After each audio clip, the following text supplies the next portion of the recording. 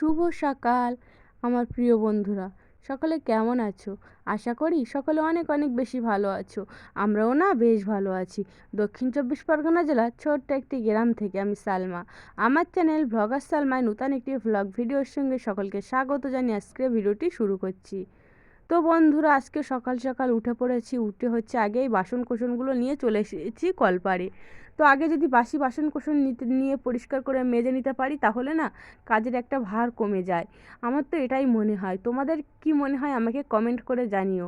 তো যাই হোক, দেখো বন্ধুরা, এখন হচ্ছে বাসন কোসনগুলো মেজে নিচ্ছে। যেহেতু গ্যাসের উনানে রান্না করি সেই জন্য না আর বাসন কোসন বিশেষ করে হাঁড়ি কড়াই আর মানে কালি থাকে না, তো আর মানে অন্য গামলায় ঢেলে রাখি না, ওই একেবারে হাঁড়িতে রেখে দিই। আর তাছাড়া এই শীতকাল একটু গরম করে খাওয়ার সময় নিলে না বেশ সুবিধা হয়।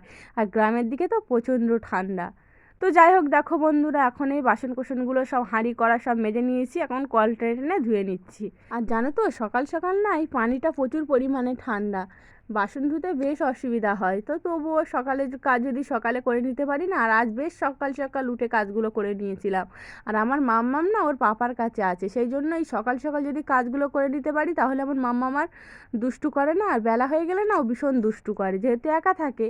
তো যাই হোক, তারপরে দেখো বাসন কোসনগুলো মেজে নিয়েছি সকাল সকাল। আজকে না একটু সকাল সকাল রান্না করে হচ্ছে এক জায়গায় যাব, সেই জন্য না একটা দরকারি কাজ আছে সেখানে যাব। তো সেই জন্য তাড়াতাড়ি কাজগুলো করে নিচ্ছিলাম। তো আগে বাসন কোসনগুলো মেজে নিয়েছি, নেওয়ার পর হচ্ছে আমার মাম্মামের জামা কাপড় কটা আছে, তো এই মাম্মামের জামা কাপড় আর একটা কাঁথা হচ্ছে পরিষ্কার করে ধুয়ে নিচ্ছি ভালোভাবে। আর কি জানো তো, এই সকাল সকাল যদি জামা কাপড়গুলো ধুয়ে মেলে দিতে পারি তাহলে এই শীতের বেলায় বেশ শুকিয়ে যায়, নইলে না আর শুকাতেই চায় না। আমাদের এখানে তো তাছাড়া রৌদ্র একটু কম, মানে রৌদ্র আসেই না শীতকালে, রোদের যেহেতু তেজ কম, সেই জন্য বেশ অসুবিধায় পড়তে হয়। তারপরে দেখো এই বারান্দায় চলে এসেছি, এসে আগে জানালার পর্দাটা খুলে দিয়ে এখন হচ্ছে আমার হাজব্যান্ড হচ্ছে কালকে সন্ধ্যাবেলা বাজার করে এনেছিল, তো এই বাজারগুলো হচ্ছে তোমাদের সঙ্গে শেয়ার করছি। দেখো পেঁয়াজ এনেছে বেশ অনেক পরিমাণে, সঙ্গে হচ্ছে একটা রিফাইনের তেলের প্যাকেট এনেছে, কুমড়ো এনেছে, কড়াইশুঁটি এনেছে, বিনস এনেছে, সঙ্গে হচ্ছে বেতে শাক এনেছে। তো যাই হোক, দেখো এখন এই তেলের প্যাকেট থেকে তেলটা একটা বোতলে ঢেলে নিচ্ছি। তো আমি এই বোতলেই তেল রেখে দিই, যেহেতু আমাদের অভাবের সংসার, এখন আর সব কিছু অত গুছিয়ে বানিয়ে নিতে পারিনি। তো যাই হোক, আস্তে আস্তে সব কিছুই হবে। তো দেখো, তারপরে হচ্ছে সবজিগুলো রেখে দিয়েছি, আজকে যা রান্না করব সেগুলো হচ্ছে দেখো এই চুপড়িতে রেখে দিয়েছি। আর এদিকে তেলটা ভালোভাবে ঢেলে নিয়েছি। নেওয়ার পর দেখো আজকে রান্না করব বেতে শাক ভাজা করব, সঙ্গে হচ্ছে কুমড়ো আলু রান্না করব। আজকে যেহেতু মাছ নেই, আর এই সকাল সকাল মাছ কোথায় পাবো, সেই জন্য না একটু মানে তাড়াতাড়ি এই রান্না করে নিচ্ছি। তো দেখো, তারপরে এই বাটনা বেটতে চলে এসেছি। আজকে সেভাবে কোনো কাজ করাই হয়ে ওঠেনি। এই আগে হচ্ছে বাসনগুলো ধুয়ে নিয়েছি, যেহেতু রান্না করব, কড়া হাঁড়ির প্রয়োজন হবে, আরও আছে, তবুও যেগুলো ব্যবহার করি সেগুলোই মানে ব্যবহার করলে বেশ মানে মাছ তো কম হয়, তাতে আমার বেশ সুবিধা হয়। যেহেতু আমার একটা ছোট্ট মাম্মাম সোনা আছে, তো ওকেও সময় দিতে হয়। তো দেখো আমার হচ্ছে বাটনা বাটা হয়ে গিয়েছে, শিলপাটাটা আমি ওইখানে রেখে দিই। আর এদিকে দেখো আমার সবজি কেটে ধুয়ে সব আনা হয়ে গিয়েছে, পেঁয়াজ কাঁচা লঙ্কা সব কিছু কেটে নিয়েছি। ভাতটাও বসিয়ে দিয়েছিলাম, ভাতটা হচ্ছে ফুটে গিয়েছে, বসিয়ে রেখে দিয়েছি। এখন হচ্ছে কড়া বসিয়ে দিয়ে দেখো হচ্ছে কুমড়োর সবজির তরকারিটা আগে রান্না করে নিয়ে নেব।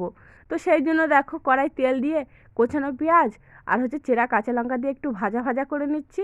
নেওয়ার পর হচ্ছে ওই কুমড়োগুলো কেটে রাখা কুমড়ো আর দুটো পরিমাণে আলু দিয়েছিলাম, জানো খেতে না প্রচুর দারুণ হয়েছিল। তোমরা পুরো রেসিপিটি ফলো করো, এরকম করে রান্না করবে, দেখবে খেতে প্রচুর দারুণ হয়। তো আমার তো ভীষণ পরিমাণে খেতে ভালো লেগেছিলো। তো দেখো তারপর হচ্ছে লবণ দিয়ে দিয়েছে, লবণ দিলে না যে কোনো সবজিতে বেশ অনেক পরিমাণে পানি বার হয়। তো তারপর একটু নেড়ে নেড়ে জিরে মরিচ বাটা দিয়ে দিয়েছিলাম, তারপর হলুদ গুঁড়ো লঙ্কার গুঁড়ো দিয়ে কষানো পানি দিয়েছিলাম। তারপর একটু কষানো হয়ে গেলে একটু সামান্য ঝোল দিয়ে মাখো মাখো করেই নামিয়েছিলাম। তো খেতে বেশ দারুণ হয়েছিল। আর কুমড়ো কী জানো তো, যেহেতু মিষ্টি, তো একটু না ঝালের পরিমাণ কম দিয়েছিলাম, নইলে না মিষ্টির মধ্যে যদি ঝাল দিই না তাতে মানে খেতে ভালো লাগবে না। আর আমার মাম্মাম দেখো সেই ঘুরে বারান্দায় খেলা করছে। আর কড়াইশুঁটি এনেছিল আমার হাজব্যান্ড, তো ভীষণ পরিমাণে খেতে পছন্দ করে। তো যাই হোক, ছোটো বাচ্চা অত খেতে পারে না, তো ওই যা দুটো একটা খায়, তাই ওর কাছে বেশ অনেক। তো যাই হোক, দেখো আমার মাম্মাম ওইভাবেই খেলা করে সারাদিন, আমি এইভাবেই কাজ করি। ওকে আবার মাঝে মধ্যে কোলে নিয়ে কত বুঝিয়ে নামিয়ে রাখতে হয়, নইলে না ভীষণ পরিমাণে কান্না করে যখন কাজ থাকে। তো যাই হোক দেখো বন্ধুরা, এখন হচ্ছে প্রচুর শীত পড়ছে, আমার মামামের গায়ে থেকে এখনও সোয়েটার খোলেনি। তো যাই হোক তারপর ওইদিকে হচ্ছে এদিকে সবজিটা চড়িয়ে ওই ওভেনটায় দিয়ে দিয়েছি, এখন হচ্ছে এখানটা একটু ভাজা করে নেবো, সেই জন্য দেখো ভাজাটা বসিয়েছি। কড়াই তেল দিয়ে দিয়েছি, দেওয়ার পর হচ্ছে ওই পেঁয়াজ আর কাঁচা লঙ্কা দিয়ে একটু ভাজা ভাজা করে আর ওই শাকগুলো দিয়ে দেবো। কী জানো তো, এই শাকগুলো না প্রচুর মনে হচ্ছিলো অনেক, কিন্তু এই একটু ঢাকা চাপা দিয়ে দিতে পারলে যেই সেই অল্প হয়ে যায়। এত শাক তো এক কড়াই মনে হচ্ছে, কিন্তু শেষে তো এক বাটিও হয়নি। তো যাই হোক দেখো, এখন নুন দিয়ে একটু ঢাকা চাপা দিয়ে দিয়েছি, দেখো অনেকটা পরিমাণে কমে গিয়েছে, আরও কমে যাবে, তোমরা দেখতে থাকো বন্ধুরা। তো যাই হোক দেখো বন্ধুরা, এখন ফের চাপা দেবো, চাপা দেওয়ার পর এবারে দেখো কী পরিমাণে পানি বার হয়েছে প্রচুর। তো আমি একেবারে তেলে ভেজে নিই, আর সিদ্ধ করে নিই, তো যা শাক সিদ্ধ করতেও হয় না, ভীষণ যেই সেই ভাপেই গলে যায়। তো যাই হোক হলুদ গুঁড়ো লঙ্কার গুঁড়ো দিয়ে এভাবে একটু নেড়ে নেড়ে ভেজে নেব, শেষে পানিটা পুরো শুকিয়ে যায়। আর ভাজাটা না, শাক ভাজাটা খেতে প্রচুর দারুণ হয়েছিল। আর আমার হাজব্যান্ড তো এমনিতেই শাক পছন্দ করে, আমার মাম্মামও শাক পছন্দ করে ওর পাপার মতো, শাক হলে আর কিছুই বলবে না। তো যাই হোক দেখো ভাজাটা আবার ওই উনানটা যেহেতু আস্তে একটু মানে ধীরে চলে, সেই জন্য ওখানটায় বসে ভালোভাবে ভেজে নিচ্ছি। তো বেশ ভাজা হয়ে গেছে, আর এদিকে হচ্ছে ওই সবজিটা বসানো আছে, আর ভাতটা এখন নামিয়ে রেখে দিয়েছি। আর আমার মাম্মাম তো খেলাই করছে।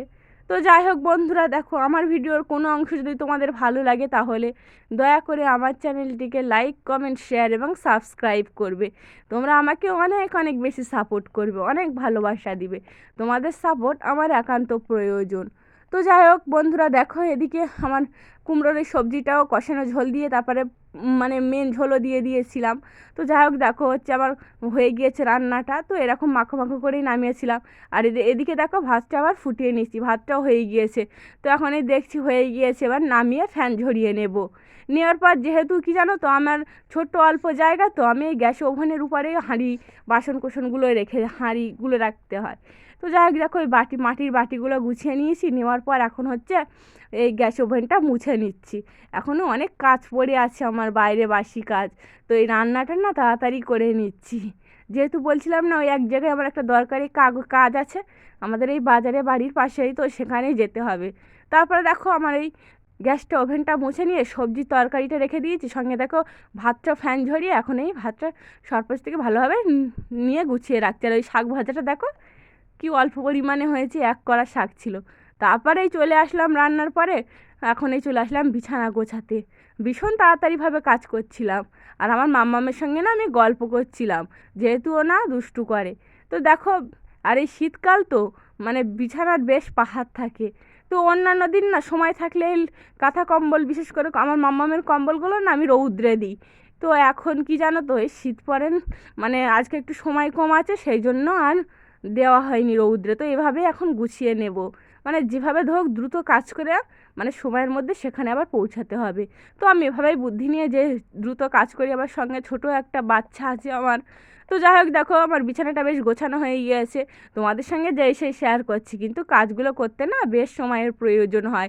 আর তাছাড়া যেহেতু একটু ভিডিও শ্যুট করতে হয়, তাতেও বেশ সময়ের প্রয়োজন হয়। তো যাই হোক দেখো বন্ধুরা, এখন হচ্ছে বিছানাটা বেশ গোছানো হয়ে গিয়েছে, এখন ভালোভাবে হচ্ছে ঝাড় দিয়ে নেব বিছানার উপরে। আর আমার মাম্মাম দেখো এই পাশে ঠিক খেলা করছে, ওকে বলছিলাম যে ও হচ্ছে ওর পাপা পেঁয়াজ এনেছে অনেক, ও ওখান থেকে পেঁয়াজ নিয়ে নিয়েই খেলা করছে, ছুঁড়ে ছুঁড়ে খেলা করছে। তো যাই হোক দেখো আমার বিছানাটা পুরো টান টান করে গোছানো হয়ে গিয়েছে, এখন হচ্ছে ঘরটা ঝাড় দিয়ে নিচ্ছে। আর আমার ঘরটা দেখেছো পুরো লুকটাই পাল্টে গিয়েছে, তো তোমাদের সঙ্গে শেয়ার করা হয়নি। তো যাই হোক দেখো বন্ধুরা, এখন হচ্ছে সুকেশটা দেওয়া হয়েছে সেই জানলা, ওখানে জানলা ছিল জানালার ওদিকে, আর সঙ্গে দেখো আনলা দেওয়া হয়েছে, মিটকেস বাক্সটা এদিকে নেওয়া হয়েছে।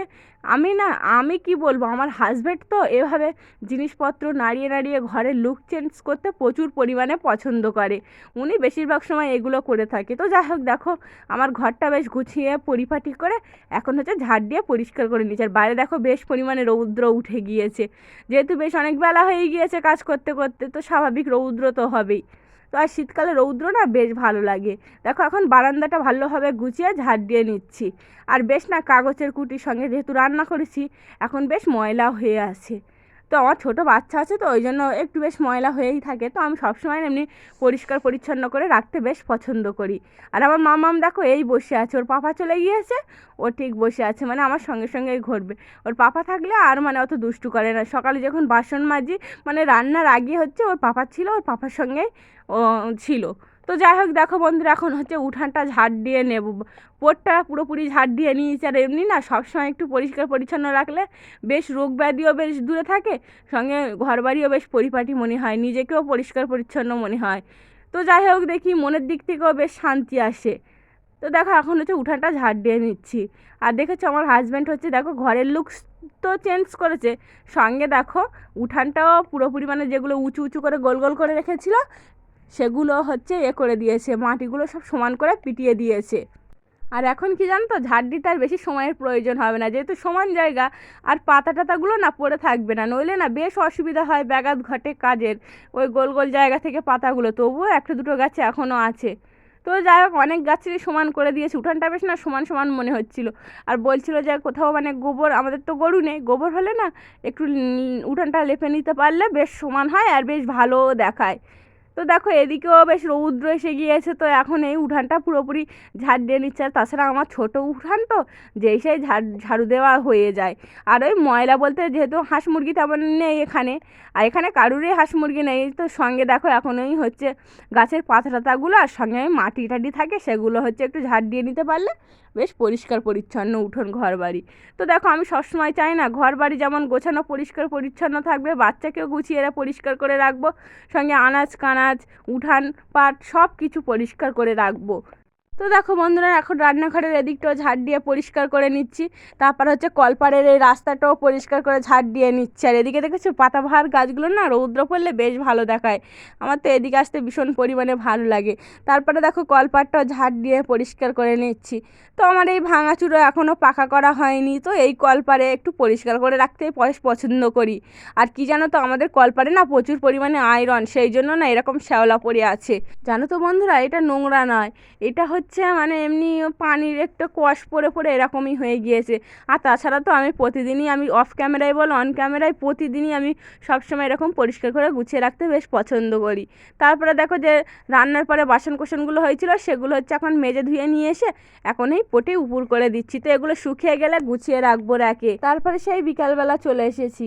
তো দেখো এখন হচ্ছে আমার মামামের জামা কাপড়, তারপর কাঁথা টাথাগুলো বেশ শুকিয়ে গিয়েছে, তো সেগুলো হচ্ছে এখন এই গুছিয়ে মানে ঘরে নিয়ে যাব, ঘরে নিয়ে গুছিয়ে রাখবো। আর যেগুলো হচ্ছে ভিজে ভিজে, বিশেষ করে আমার মাম্মামের প্যান্টগুলো না একটু চামগুলো ভিজে ভিজেই থাকে, তো সেগুলো হচ্ছে মেলে দিয়ে রাখবো খাটের তলায়।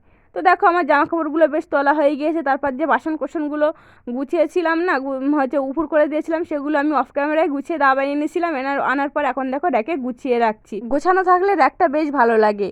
তারপরে দেখো জানালার পর্দাটা টেনে দিয়েছি, দেওয়ার পর আজকের ভিডিওটা এই পর্যন্ত রাখলাম। সকলে ভালো থেকো, টাটা, ধন্যবাদ।